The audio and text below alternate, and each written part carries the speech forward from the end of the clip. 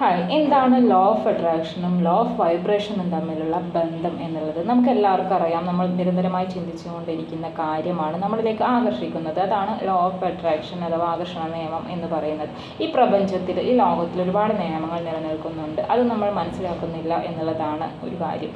കാരണം നമ്മൾ ആ നിയമങ്ങൾ മനസ്സിലാക്കുകയും കൃത്യമായി നമ്മുടെ ജീവിതത്തിൽ അത് ഉപയോഗിക്കാൻ കഴിയുകയാണെങ്കിൽ നമുക്കത് വളരെ ഫലവത്തായിട്ടുള്ളൊരു കാര്യമാണ്. നമ്മൾ ആഗ്രഹിക്കുന്ന കാര്യം അല്ലെങ്കിൽ നമ്മൾ ചിന്തിച്ചുകൊണ്ടിരിക്കുന്ന കാര്യത്തിൽ നമ്മുടെ വൈബ്രേഷൻ ഉയർത്തുകയും അത് നമ്മളിലേക്ക് നേടുകയും അതിനുമായുള്ള ആളുകളുമായും അല്ലെങ്കിൽ അതിലുള്ള സാഹചര്യവും നമുക്ക് സൃഷ്ടിക്കപ്പെടുന്നു. ഇപ്പോൾ നന്ദിയുള്ളൊരു കാര്യമാണ് നമുക്ക് ആകർഷിക്കണമെങ്കിൽ, അല്ലെങ്കിൽ ആളുകളാണ് നമുക്ക് ആകർഷിക്കണമെങ്കിൽ നമ്മൾ നന്ദിയുള്ളവരായിരിക്കണം. നിരന്തരമായി നമ്മൾ നന്ദി വർദ്ധിപ്പിച്ച് നമ്മൾ ആ ഒരു നന്ദിയുടെ ആകർഷണം അല്ലെങ്കിൽ ആകർഷകത്വം വർദ്ധിപ്പിക്കുമ്പോൾ അതിലേക്ക് ആ ഒരു വൈബ്രേഷനിലേക്ക് ഉയരുകയും ആ വൈബ്രേഷനിലുള്ള ആളുകളുമായി അല്ലെങ്കിൽ സാഹചര്യം നമ്മളിലേക്ക് സംജാതമാവുകയും ചെയ്യുന്നു. ഇതുപോലെ എന്താണ് വേണ്ടത് എന്ന് നോക്കുക. നമുക്ക് സന്തോഷമാണോ, ഇനിയിപ്പോൾ സമാധാനമാണോ, സമ്പത്താണോ, ആരോഗ്യമാണോ, എന്താണ് വേണ്ടത് എന്നുണ്ടെങ്കിൽ ആ വൈബ്രേഷനിലേക്ക് നമ്മൾ മാറണം. ആ വൈബ്രേഷനിലേക്ക് എത്തിയതിനു ശേഷം അത് നമ്മളിലേക്ക് ഒരു ആകർഷണ ശക്തി വർദ്ധിപ്പിക്കുകയും അത് നമ്മളിലേക്ക് നേടിക്കിട്ടുകയും ചെയ്യുന്നു. അപ്പോൾ ഇതാണ് ആകർഷണ നിയമവും